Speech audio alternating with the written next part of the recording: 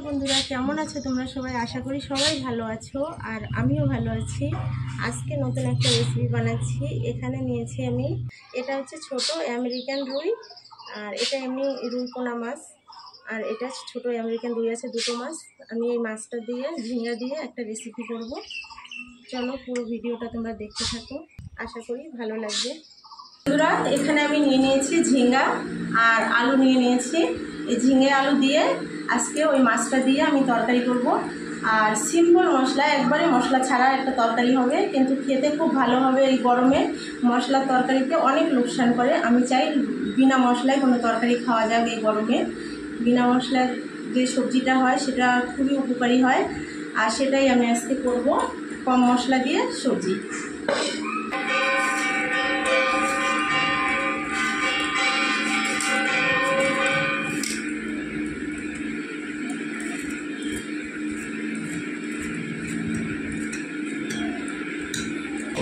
এই গাছের কচি কচি ঝিঙে সবজিটা এত টেস্টি লাগে কি বলবো। আর এটা আমাদের ক্ষেতেরই ঝিঙে, মানে আমাদের জমি থেকে তুলে এনেছে, তাই ভিডিওতে দেখাতে পারিনি। আর যদি ঘরে হতো তাহলে দেখিয়ে দিতাম, আর তুলতেও যেতে পারিনি আমি। এই ঝিঙার যে এই খোসাটা না, এটা দিয়েও একটা নতুন রেসিপি করে দেখাবো এক আধ দিন। তো এখানে আমি আলু নিয়ে নিয়েছি, আলুটা ছুলে নেব।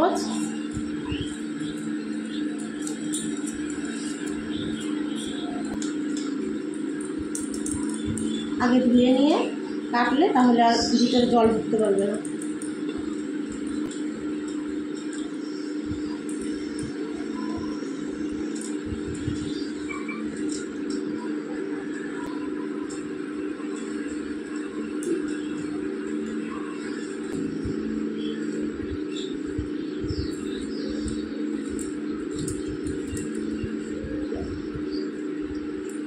এবার ঝিঙেটা কেটে নেব।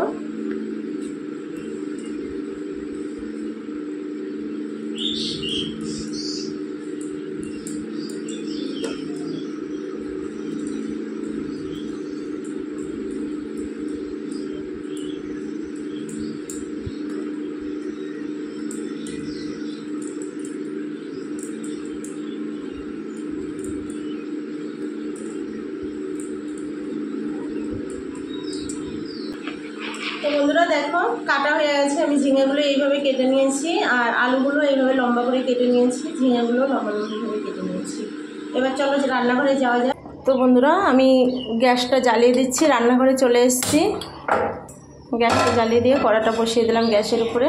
কড়াটা গরম হয়ে গেছে। আমি এখানে সাদা রিফাইন অয়েল নিয়ে নিয়েছি, রিফাইন তেল দিয়ে দেবো। তেলটা ভালোভাবে গরম হয়ে গেছে। এখন আমি মাছটা ভেজে নেব। মাছটা নুন হলুদ মাখিয়ে নিয়েছি, এবার মাছটা তেলে দিয়ে দেবো।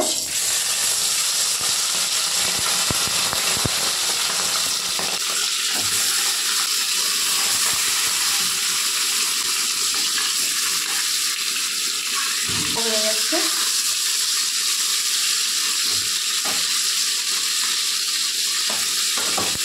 আমি একটু সর্ষের তেল দিয়ে দেবো। সর্ষের তেলে তরকারি রান্না করলে খুবই ভালো লাগে খেতে। আমি এখানে শুকনো লঙ্কা নিয়েছি দুটো, শুকনো লঙ্কাটা দিয়ে দেবো। এখানে আমি নিয়েছি কালো জিরে ফোড়ন দিয়ে দেবো। এরপরে আমি আলুগুলো কেটে দিচ্ছি, আলু দিয়ে দেবো।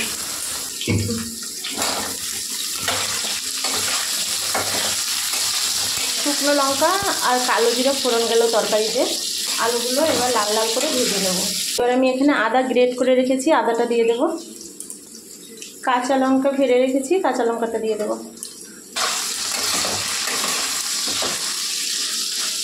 আদাটা আমি বাটিনি, আর আদাটা গ্রেট করে নিয়েছি, আর কাঁচা লঙ্কাটা চিড়ে নিয়েছি আমি।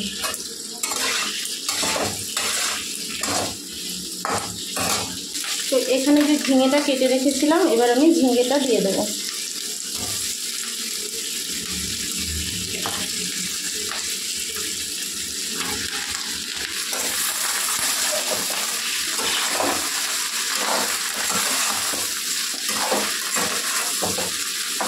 পরিমাণ মতন হলুদ গুঁড়ো,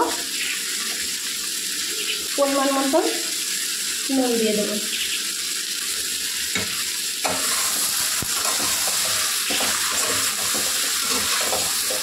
ঝিঙেটা দেওয়ার পরে ঝিঙেটার থেকে জল বেরোচ্ছে।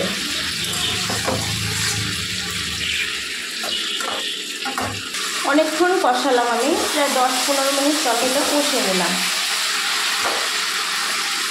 এবার আমি তরকারিটা জল দিয়ে দেবো, কেননা ঝিঙের জল সহজে টানবে না, আর টানতে টানতে আমার আলু সবজি সব গলে যাবে, এমনি তো গলে গেছে।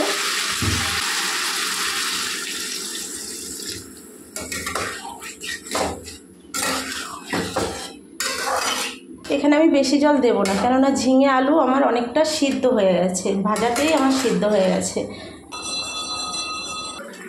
তো দেখো বন্ধুরা, ঝোলটা ফুটে গেছে তরকারির। এবার মাছগুলো দিয়ে দেবো।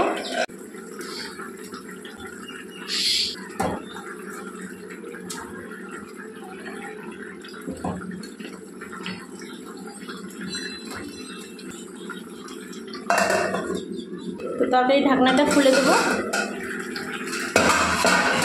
এখানে আমি একটু জিরের গুঁড়ো রেখেছি, এটা হচ্ছে ভাজা জিরের গুঁড়ো, আমি ঘরেই ভেজে নিয়েছিলাম। এই ভাজা জিরের গুঁড়োটা দিয়ে দেবো তরকারির উপর দিয়ে। একদম সিম্পল মশলায় তরকারিটা হলো, গরমে মানে বেশি মশলা খাওয়াই উচিত না। এই সিম্পল মশলার তরকারিটা খেয়ে দেখবে, বানিয়ে একবার খেলে বারবার খেতে ইচ্ছা করবে। একবার খেয়ে দেখো, মনে হবে বারবার এই সবজি রান্না করে খাই। মশলার সবজিটা ভালো লাগে না গরমে, আর সবসময় ভালো লাগে না, মশলার সবজি খাওয়া সবসময় ভালো না। আর আমি লঙ্কার গুঁড়ো টুড়ো কিছুই ব্যবহার করিনি, মশলাও ব্যবহার করিনি। কালো জিরে সম্বার দিয়ে আর একটু আদা গ্রেট করে দিয়েছি, কাঁচা লঙ্কা চিড়ে দিয়ে, হালকা জিরের গুঁড়ো দিয়ে তরকারিটা হয়ে গেছে। এবার আমি নামিয়ে নেব।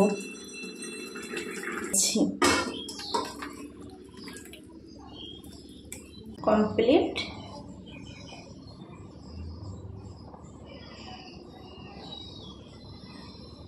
তো বন্ধুরা দেখো, রান্না হয়ে গেছে আমার ঝিঙে দিয়ে মাছ দিয়ে তরকারি, আর একদম সিম্পল মশলা ছাড়া। এবার খেয়ে বলছি কেমন হয়েছে। আমার পুষ্প আগে খাবে, পরে আমি খাচ্ছি।